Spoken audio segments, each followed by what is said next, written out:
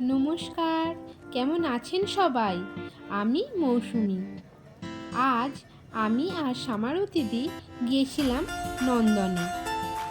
দক্ষিণেশ্বর থেকে মেট্রোয় করে রবীন্দ্র সদন, ওখান থেকে মিনিটখানেক হেঁটেই নন্দন। কলকাতায় ঘুরতে যেতে সবারই খুব ভালো লাগে, তাই ছুটি পেতেই চলে গেলাম। নন্দন থেকে বেরিয়ে হলদিরাম গেলাম, ওখানে হিকেশ দা আমাদের সাথে জয়েন করলো। আমরা অনেক গল্প করলাম, আড্ডা দিলাম, পছন্দ মতো খাবার খেলাম। রাজকচুরি খুব সুন্দর ছিল, আর শেষ পাতে খেলাম রসমালাই। দিনটা আজ খুব ভালো কাটলো। ভিডিওটা তাহলে এখানেই শেষ করছি। কেমন লাগলো জানাবেন। ভালো থাকবেন, সুস্থ থাকবেন।